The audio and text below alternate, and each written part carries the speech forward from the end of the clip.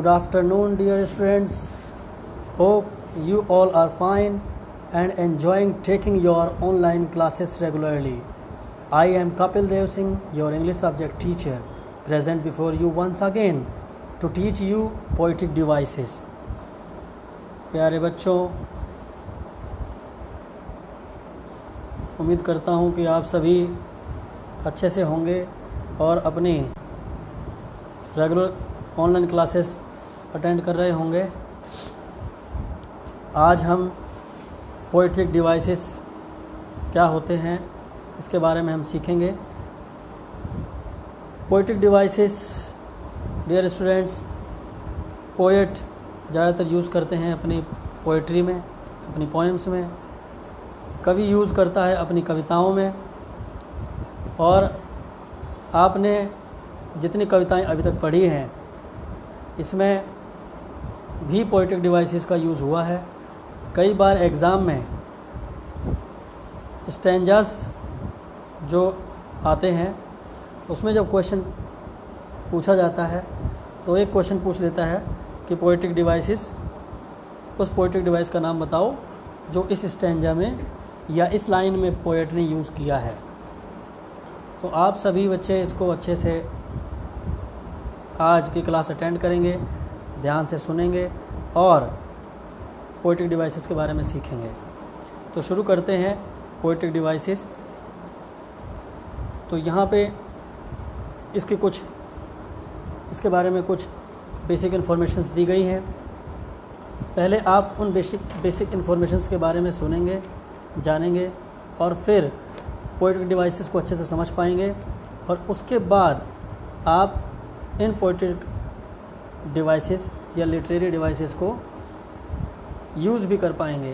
पहचान तो पाएंगे, साथ में आप खुद यूज़ करना चाहेंगे तो आप भी यूज़ कर पाएंगे इसको सीखने के बाद। So dear students, let's start poetic devices. इनको फिगर ऑफ स्पीच भी कहा जाता है, ध्यान रखेंगे, फिगर्स ऑफ स्पीच भी इनको कहा जाता है। और ये फिगर ऑफ स्पीच क्या होते हैं इसके बारे में आप सुनेंगे। Figures of speech are departures from the direct way of speaking. A figure of speech is used to produce a greater effect on the reader और the listener. Figure of speech are chiefly used in poetry for the sake of vividness.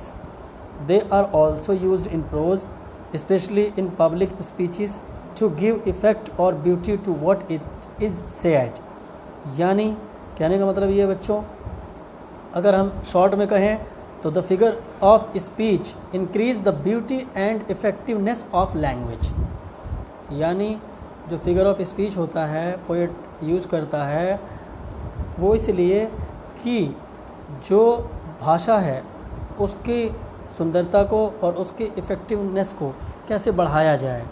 तो यहाँ पे आप देखेंगे screen पे, यहाँ लिखा हुआ है poetic devices are techniques that writer use to create a special and pointed effect in their writing to convey information, concept and ideas और to help readers understand on a deeper level.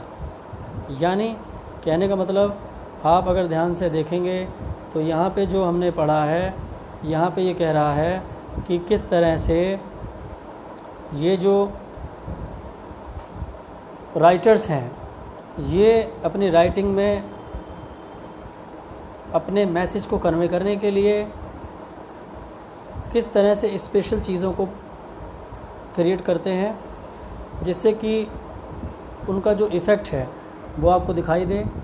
और यहाँ पे लिखा हुआ है कि अगर हम इसको साधारण भाषा में कहें तो इसका उपयोग पाठकों को या सुनने वालों को, यानी उस पोएम को पढ़ने वालों को या पोएम को अगर कोई किसी को सुना रहा है तो सुनने वालों को उस कविता या कहानी के साथ साथ अधिक विशिष्ट पात्रों या चीज़ों के लिए पूरी तरह से जोड़ने का काम ये पोएटिक डिवाइस करता है।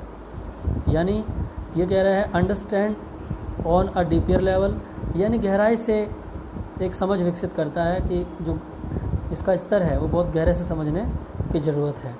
Used in writing for emphasis और क्लैरिटी।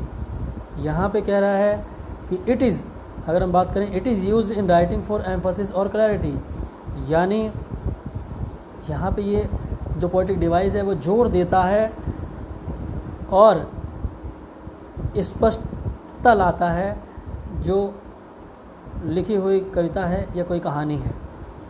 और यहाँ कह रहा है it is use to connect readers more strongly with a strong as a whole और स्पेसिफिक कैरेक्टर्स और थीम्स, यानी कहने का मतलब ये जो है रीडर्स को और मजबूती से जोड़ने का काम करता है कहानी के माध्यम से, और जो उसके कैरेक्टर्स हैं उनके माध्यम से, या जो कहानी का या कविता का जो थीम है उसके माध्यम से। तो प्यारे बच्चों, ये तो आपने पोएटिक डिवाइसेस के डेफिनेशंस के बारे में जाना कि उसकी डेफिनेशन क्या थी। अब आगे आप ये जानेंगे कि पोएटिक डिवाइसेस कौन कौन से होते हैं। तो आपके सिलेबस में कुछ पोएटिक डिवाइसेस का मेंशन किया गया है, जिक्र किया गया है। हम वन बाय वन उनको समझने की कोशिश यहाँ पे करेंगे। यहाँ पे ध्यान देने की बात यह है कि किस तरह से यहाँ आप देखेंगे कि पोएटिक डिवाइसेस को पढ़ने से पहले यहाँ पे कुछ आपको नोट करना है। नोट ये करना है, words phrases in a poem sometimes may reflect more than one poetic devices, so there might be an overlap of poetic devices in the same phrase. यानी ये कहना चाहता है कि जो फ्रेज़ या वर्ड पोएट ने अपनी पोएम में यूज़ किया है, कई बार ऐसा हो जाता है कि एक से ज़्यादा पोएटिक डिवाइसेस जो है वो उसमें यूज़ हो जाते हैं, तो जिससे एक तरह से होच पोच होने की पॉसिबिलिटी हो जाती है। बच्चा कंफ्यूज हो जाता है कि इसमें कौन सा पोएटिक डिवाइस यूज़ हुआ है। तो आप विशेष ध्यान देंगे आपके एग्ज़ाम में, लेकिन ऐसा नहीं होगा। आपके एग्ज़ाम में क्लियरली बहुत ईजी तरीके से पूछेगा, बहुत ईज़िली पूछेगा, और आप बहुत आसानी से उसको पहचान पाएंगे कि किस लाइन में कौन से वर्ड के द्वारा किस जगह पर पोएटिक डिवाइस का इस्तेमाल पोएट ने किया है। अब आगे बढ़ते हैं डियर स्टूडेंट्स। अब इसमें फर्स्ट जो आप स्क्रीन पर देख पा रहे हैं, ये लिखा हुआ है simile. It's not smile, it's simile. Simile जो है एक पोएटिक डिवाइस का नाम है, और यहाँ पे फिगर ऑफ स्पीच है। अब इसके बारे में थोड़ा सा बता रहा है वो कि simile is a comparison between two distinctly different things and is indicated by the uses of the word like और एज। यानी कहने का मतलब ये है कि सिमली जो है वो कंपेरिजन के लिए यूज़ किया जाता है। दो साफ तौर पर, स्पष्ट तौर पर चीज़ों के बीच में, दो साफ़ सुथरी चीज़ों के बीच में डिफरेंट करने के लिए जो तुलना की जाती है उसको इंडिकेट करता है लाइक और एज वर्ड लगाकर। यानी अगर मैं आपको बताऊं कि आप लाइक का मतलब होता है जैसे, और एज का मतलब भी होता है जैसे, तो यहाँ पे अगर हम किसी चीज़ का कंपेयर करते हैं एग्ज़ाम्पल के रूप में, और प्यारे बच्चों जो मैं एग्ज़ाम्पल ये बोल रहा हूँ आपकी स्क्रीन पे दिखाई तो नहीं दे रहा है, लेकिन आपको सुनकर ही लिखना है। जैसे मैंने बोला, he looks as cheerful as a rose, he looks as cheerful as a rose. तो यहाँ पे प्यारे बच्चों इसका मतलब ये होगा कि वह उतना ही चेयरफुल दिखाई देता है जितना कि गुलाब होता है। गुलाब क्या होता है आपने देखा है, गुलाब बहुत ही सुंदर होता है, बहुत ही एक तरह से हंसमुख प्रवृत्ति का होता है, बहुत ही अट्रैक्टिव होता है। तो यहाँ बोला गया कि वह दिखाई देता है उतना ही आकर्षित या आकर्षक जितना कि गुलाब है। तो इसका मतलब ये हुआ कि यहाँ पे वर्ड यूज़ हो रहा है as, he looks as cheerful as a rose. तो यानी जो एज वर्ड यूज़ हुआ है वो सिंबल है सिमली का, तो यहाँ पे पोएटिक डिवाइस यूज़ होगा सिमली। तो प्यारे बच्चे इसे समझ गए होंगे। अब यहाँ पे आप दूसरा एग्जांपल मैं आपको बताता हूँ। अगर हम बात करें like a star of heaven, अगर जैसे हमने बोला किसी को he is like a star of a heaven, तो इसका मतलब ये हुआ, हमने बोला he is like a star of heaven, यानी वह स्वर्ग के तारों की तरह है। तो तरह बोला हमने इसको, स्वर्ग के तारों के जैसा है वो।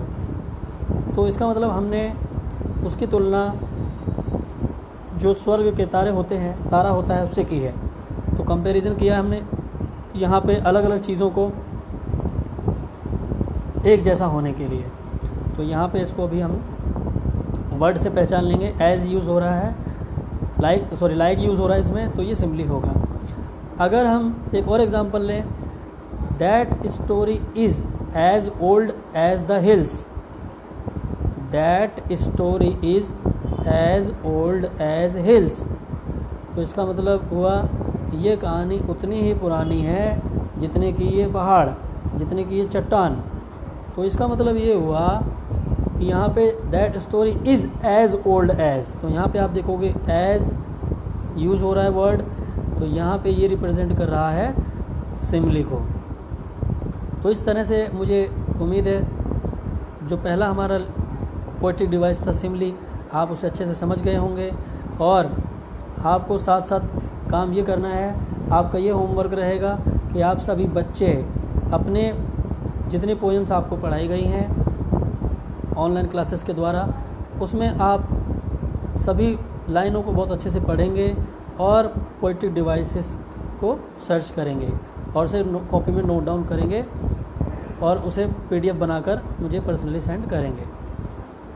अब बच्चों आगे बढ़ते हैं। आप यहाँ देख पाएंगे एक एग्ज़ाम्पल लिखा हुआ है सबसे ऊपर, as a late winter's moon. अब यहाँ पे ये जो एग्ज़ाम्पल लिया गया है, ये 12th क्लास की एक पोएम है, my mother at 66, written by Kamala Das.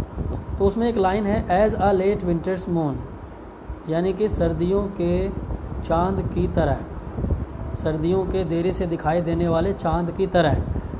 तो की तरह का मतलब यहाँ पे एज वर्ड यूज़ कर रहा है, और यहाँ पे जो एज यूज कर रहा है वो कंपैरिजन कर रहा है कि पोएट के जो मदर का फेस है वो किसकी तरह है, लेट विंटर्स मून की तरह है। तो यहाँ पे जो पोएट की मदर का फेस है वो एक चीज़ है और जो मून है वो दूसरी चीज़ है। तो ये दो अलग अलग चीज़ों का डिस्टिंक्टली जो चीज़ें हैं उनका लिटरली वो यहाँ पे कंपैरिजन कर रहा है एज वर्ड के द्वारा। तो इसीलिए यहाँ पे इसको भी हम एग्ज़ाम्पल में ऐड कर लेंगे। तो प्यारे बच्चों, मैंने आपको इस डिवाइस, पोएटिक डिवाइस जो सिमिली है, इसके 4 एग्जाम्पल लिखवाए थे। मैं दोबारा रिपीट करता हूँ, जिस बच्चे का रह गया होगा वो इसे नोट कर लेगा। He looks as cheerful as a rose. Second है,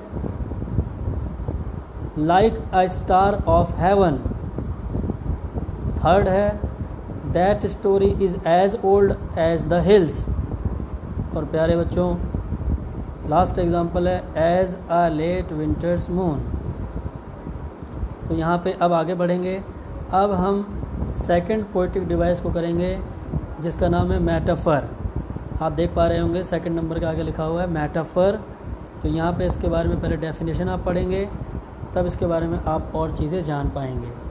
तो यहाँ पे प्यारे बच्चों जो मेटाफर है वो लिखा है, is a figure of speech in which a term is applied to something to which it is not literally applicable in order to suggest a resemblance.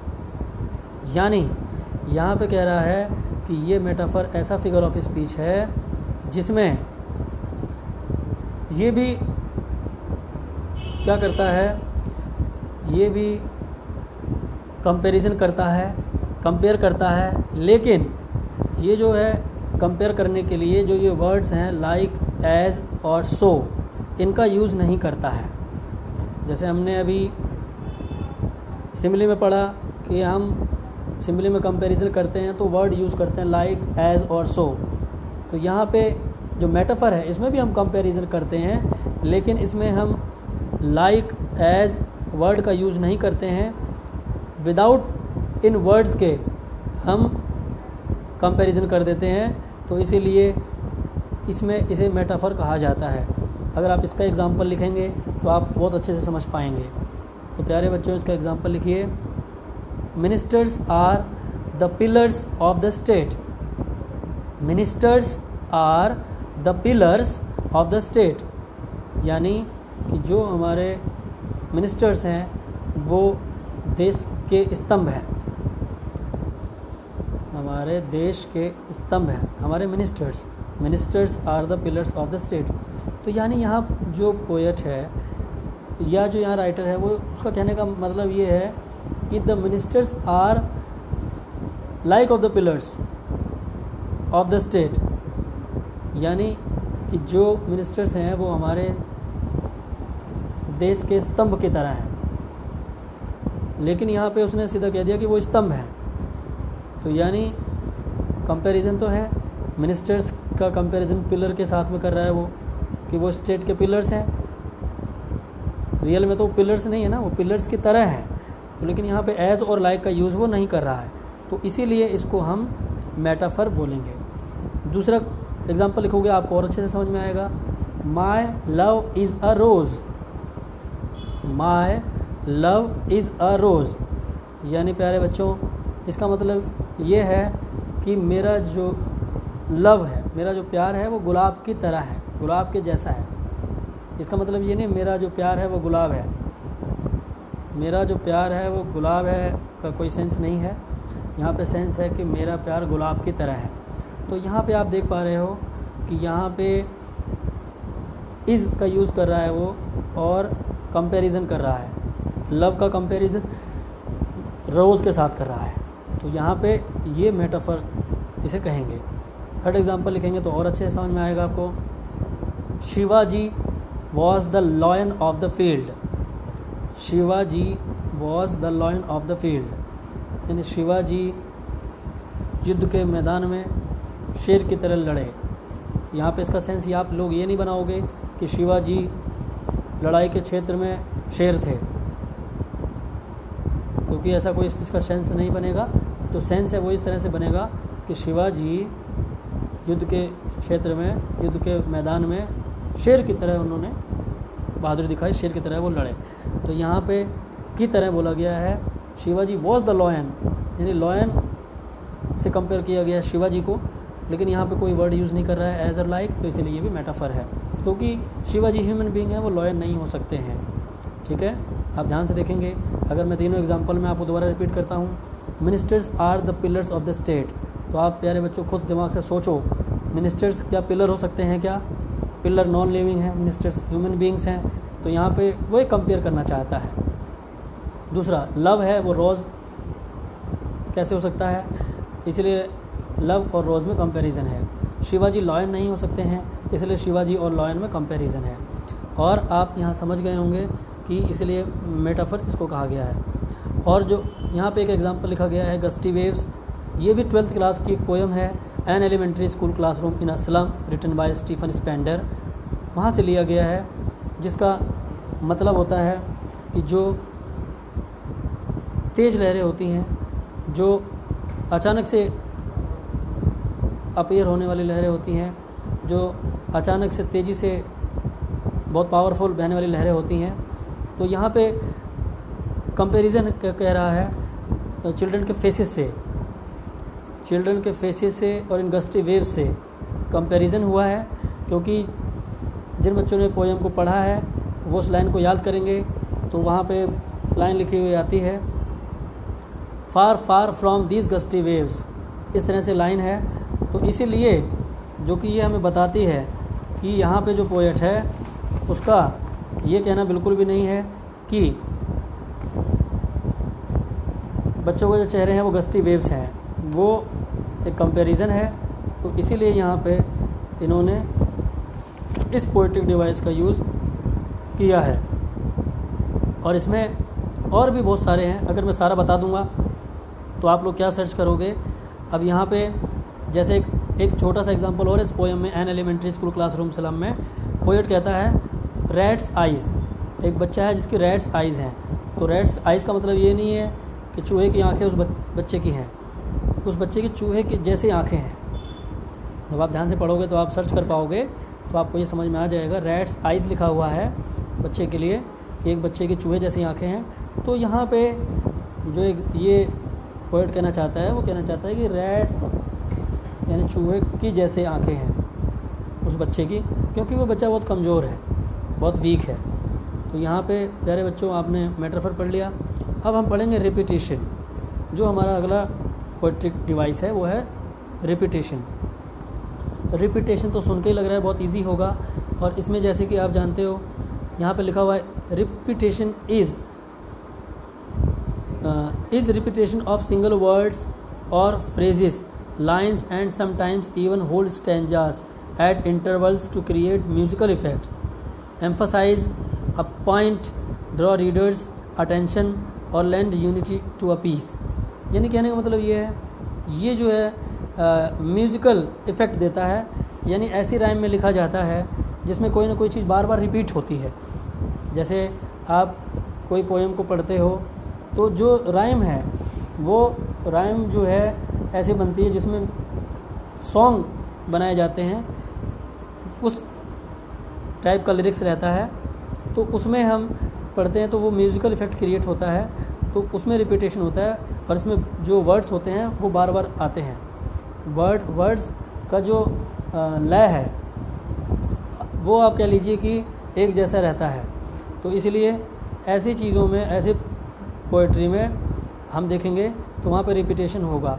अब जैसे यहाँ पे एक वर्ड यूज़ कर रहा है फार फार, आपको दिखाई दे रहा होगा, तो यहाँ पे इन्होंने इसको रिपीटेशन बोल दिया है क्योंकि यहाँ पे फार फार वर्ड रिपीट हो रहा है। और जब इस तरह के वर्ड्स रिपीट होते हैं तो वो एक लिरिकल जो है वो राइम बनती है और उसको पढ़ के बच्चे बहुत इजीली याद कर पाते हैं। जैसे आपने बहुत छोटी क्लासेस में पढ़ा होगा ट्विंकल ट्विंकल लिटिल स्टार, तो ट्विंकल ट्विंकल जो वर्ड यूज़ हो रहा है आप देखो रिपीटेशन है वो, और उसका जो राइम है वो देखो कैसे लिखा गया है, ट्विंकल ट्विंकल लिटिल स्टार।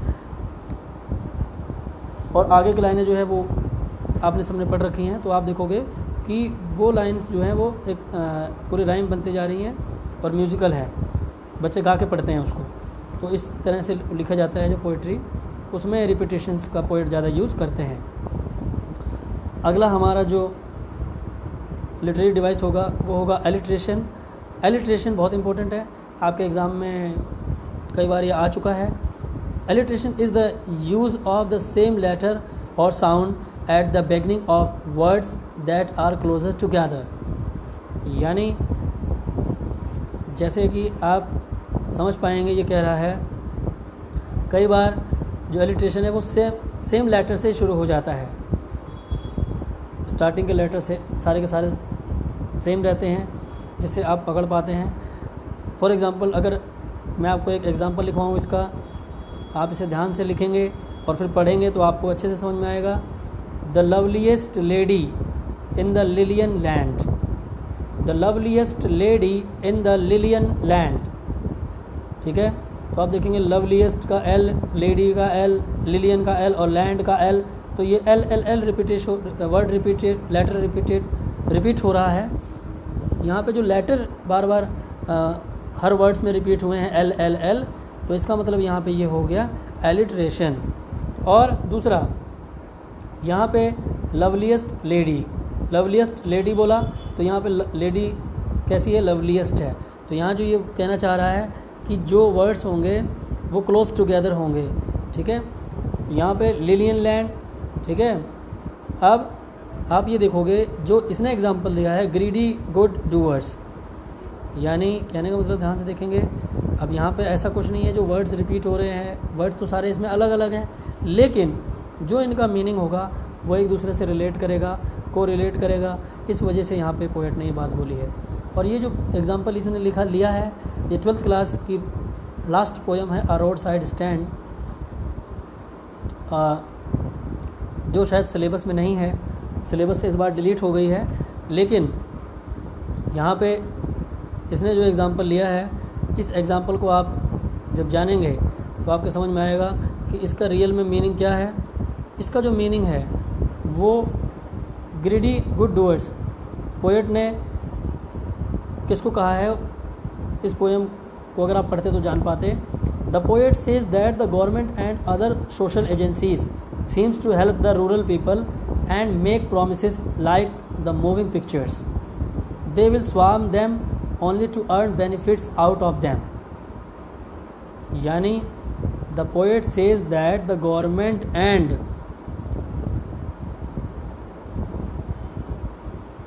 ये थोड़ा सा डिस्टर्बेंस हो गया, सॉरी फॉर दैट, क्योंकि कोई कॉल कर रहा है बार बार, मैं इसको स्टॉप कर रहा हूँ।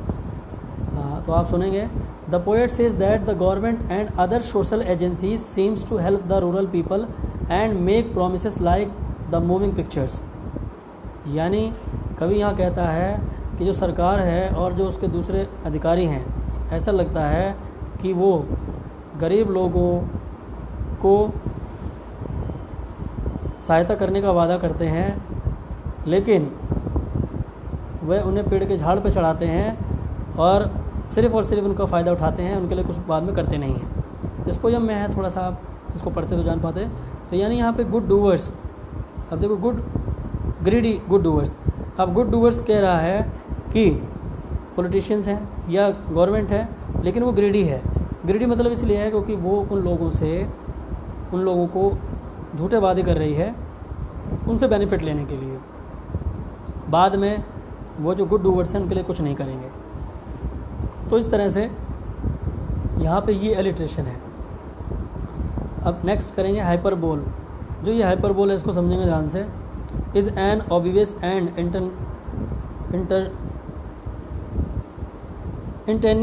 इंटेंशियल एक्सग्रेशन। यहाँ पे ध्यान देंगे, थोड़ा सा प्रोनाउंसिएशन में दिक्कत हुई क्योंकि बहुत छोटा छोटा दिख रहा था। तो यहाँ पे देखेंगे, यहाँ लिखा हुआ है hyperbole is an obvious and intentional exaggeration such as I read as million books this summer. यानी अगर हम कहें बढ़ा चढ़ा के वर्णन करना, तो यहाँ पे वो बात आ रही है कि यहाँ कह रहा है हाइपरबोल का मतलब होता है किसी चीज़ को बढ़ा चढ़ा के वर्णन करना। कह रहा I read a million books this summer, यानी इन गर्मियों में मैंने कई लाखों किताबें पढ़ी। तो आप बताइए लाख किताब पढ़ सकता है कोई? तो इसका मतलब यहाँ पे जो है बड़ा चढ़ा के वर्णन हो रहा है। इसीलिए आगे ये कहता है this literary device is often used for dramatic और कॉमेडिक इफेक्ट। इससे आपको मालूम है, यकीन नहीं करोगे आप हंसोगे कि भाई कोई तो कॉमेडी क्यों कर रहा है, ड्रामा क्यों कर रहा है, 1 लाख किताब नहीं पढ़ सकता है तो इसका मतलब कई बार जो पोएट हैं वो ड्रामेटिक और कॉमेडिक इफ़ेक्ट डालने के लिए इस हाइपरबोल का यूज़ करते हैं। अच्छा, हम कई बार डेली लाइफ में भी एक सेंटेंस बोलते हैं कि रोते रोते उसकी आंख में सागर भर आया। She wept oceans of tears. She wept oceans of tears. अब ये देखिए, ये पॉसिबल नहीं है, लेकिन यूज़ किया जाता है, ऐसा लिखा जाता है, बढ़ा चढ़ा के वर्णन किया जाता है। या हम अगर किसी को कहें he has tons and tons of money, इसका मतलब उसके पास बहुत पैसा है, उसके पास लाखों पैसा है, लाखों रुपए हैं। तो इसका मतलब ये है बहुत ज़्यादा धन है उसके पास, बड़ा चढ़ा के बहुत वर्णन कर रहे हैं हम, तो ये आपका आ जाएगा हाइपरबोल। नेक्स्ट है मेरे प्यारे बच्चों पर्सोनिफिकेशन। पर्सोनिफिकेशन जो है पर्सन से बना है, तो यहाँ पे लिखा हुआ है personification is the attribution of personal nature और human characteristics to something non human और the representation of an abstract quality in a human form. अब यहाँ पे कहना चाहता है ये कि जो पर्सोनिफिकेशन है वो जो एक ह्यूमन बीइंग्स का जो गुण है, जो व्यक्तियों का गुण है, अगर किसी नॉन ह्यूमन को दिया जाता है तो यहाँ पे वो उसे हम पर्सोनिफिकेशन कहते हैं। अब एक सिंपल सा एग्जांपल अगर हम समझते हैं, आपने कहावत सुनी होगी love is blind. Love is blind जो है, यानी लव को ब्लाइंड बोला गया है, जबकि ब्लाइंड जो है वो ह्यूमन बीइंग्स होते हैं। तो यहाँ पे प्यार अंधा होता है बोला गया है, तो जो ह्यूमन बीइंग्स का जो गुण है वो हमने किसी और को दिया है, तो इसलिए यहाँ पे वो पर्सोनिफिकेशन है। दूसरा एग्जांपल देखें, अगर हम कहते हैं experience is the best teacher, experience is the best teacher, तो यहाँ पे टीचर किसको कहा जा रहा है? एक्सपीरियंस को, और वो भी बेस्ट टीचर। तो एक्सपीरियंस जो है वो बहुत अच्छा टीचर है, बेस्ट टीचर है, तो इसीलिए टीचर जो है वो ह्यूमन बींग्स होते हैं, आप जानते हो, तो इसीलिए यहाँ पे इसको पर्सोनिफिकेशन कहा जाएगा। और यहाँ पे एक और एग्जांपल जो ये पोएम ले रहा है, a roadside stand of 12th class, deleted है। ये कह रहा है पैथेटिकली प्लेड, पैथेटिकली प्लेड। अब पैथेटिकली प्लेड का मीनिंग ये होता है कि बहुत दयनीय स्थिति से वो निवेदन करना, दयनीय होकर निवेदन करना, यानी आप किसी की हेल्प की उम्मीद में कोई रिक्वेस्ट करते हैं तो उसको बोला जाएगा पैथेटिकली प्लेड। तो यहाँ पे जो पोएम का टाइटल है a roadside stand, poets को कहता है कि रोड साइड स्टैंड जो है वो पैथेटिकली प्लेड कर रहा है, जबकि ऐसा पॉसिबल नहीं है। पैथेटिकली प्लेड जो है वो ह्यूमन बींग्स कर सकते हैं। कोई साइन बोर्ड क्यों, कोई रोड साइड स्टैंड पे जो बोर्ड बना हुआ है वो क्यों प्लेड करेगा, वो रिक्वेस्ट क्यों करेगा? तो यहाँ पे उस बोर्ड को जो ये इन्होंने गुण दिया है पोएट ने, वो जो है पर्सोनिफिकेशन कहा जाएगा। और यहाँ पे आप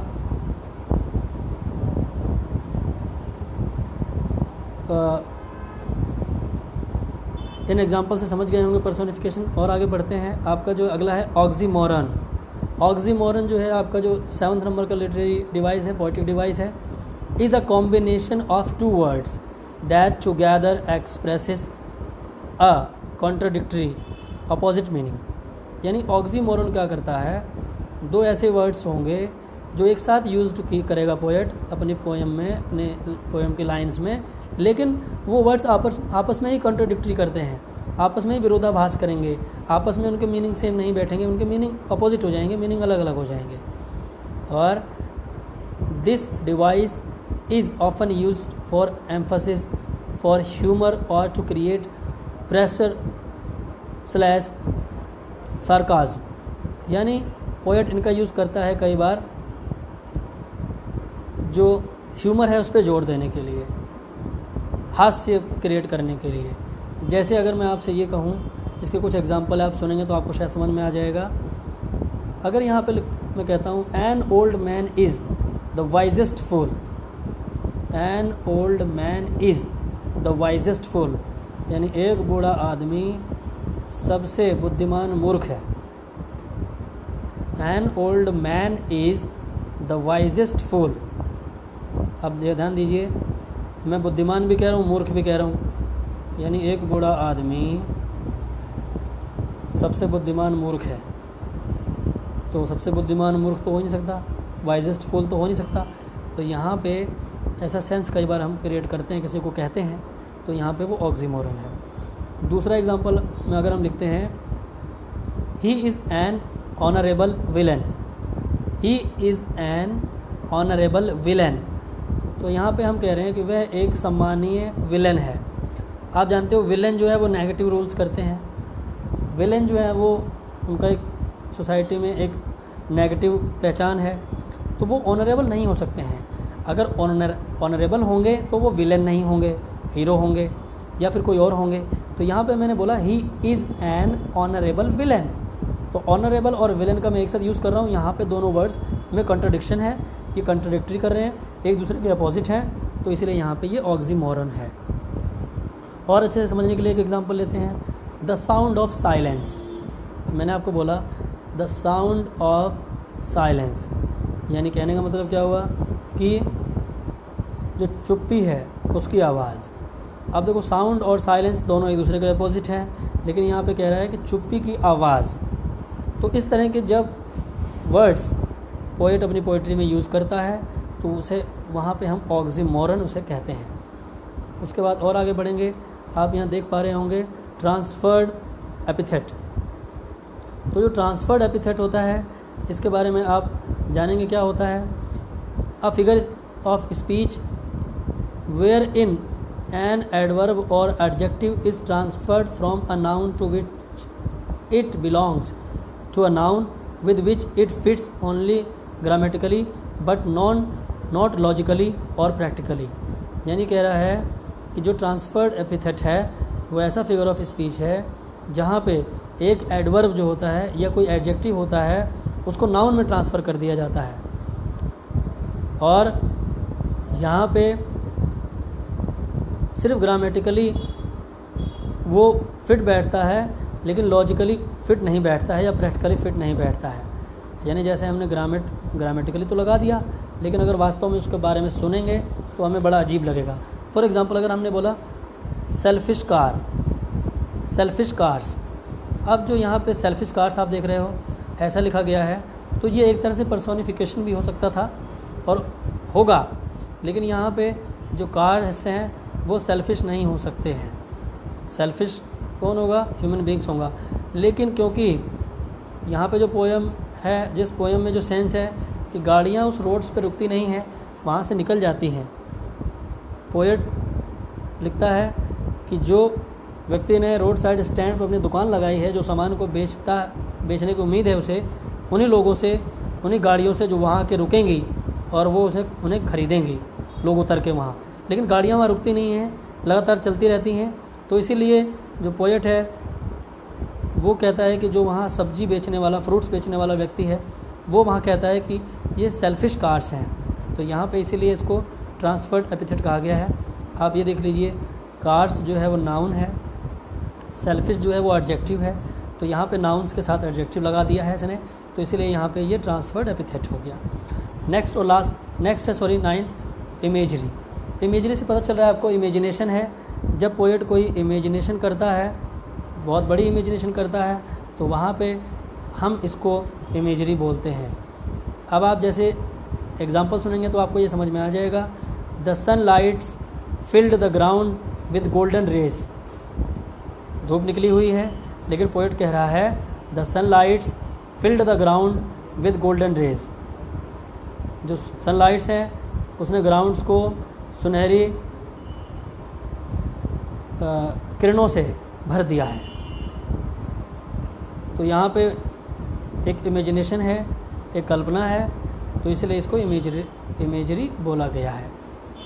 ठीक है, विजुलाइज़ करने के लिए बोला गया कि जो रीडर्स हैं वो विजुलाइज़ करें कि पोएट क्या कहना चाहता है, पोएट का क्या इमेजिनेशन है। इसके बाद डियर स्टूडेंट्स, हमारे पास लास्ट है सिंबलिज्म। सिंबलिज्म जैसे नाम से पता चल रहा है, सिंबल से बना है। कई बार वर्ड्स के अलावा पोएट सिंबल्स का यूज़ करते हैं, तो वो सिंबल्स का एक मीनिंग होता है जिसे हम पढ़कर समझ जाते हैं। For example, all road signs are just symbols that have meaning because we follow them, as you know that. जो रोड साइंस होते हैं, आपने पर देखा है, बोर्ड बने होते हैं सड़क पे, जब आप चलते हैं तो या ड्राइव करते हैं तो कुछ उन सिंबल्स को देखकर हम ये समझ जाते हैं कि हमें क्या करना है, हमें उन्हें कैसे फॉलो करना है। तो उसी प्रकार से ये पोएट भी ऐसे कुछ सिंबल्स का यूज़ अपनी पोइट्री में करते हैं। वो ट्रैफिक का तो सिंबल यूज़ नहीं करते हैं, लेकिन जैसे फॉर एग्ज़ाम्पल हार्ट जो है वो सिंबल है लव का। हार्ट लव के लिए सिंबलाइज़ किया जाता है। रोज़ आप जानते हो लव का सिंबल है, लव के लिए सिंबलाइज़ किया जाता है। डव जो एक बर्ड होता है वो पीस के लिए सिंबलाइज़ किया जाता है। और जो ह्यूमन स्कल है, इंसान की जो खोपड़ी है, वो डेथ के लिए सिंबलाइज़ किया जाता है। तो यहाँ पे सिंबलिज्म उसी को कहते हैं। तो ये तो आप इजीली पढ़ के समझ जाओगे। आपके जो सिलेबस में 4-5 पोएटिक डिवाइसेस बहुत इंपॉर्टेंट है, जो एग्ज़ाम में आते ही आते हैं, जिसमें है Simli, metaphor, alliteration, oxymoron, personification और हाइपरबोल। तो डियर स्टूडेंट्स, मुझे उम्मीद है आपको बहुत अच्छे से समझ में आ गया होगा और आप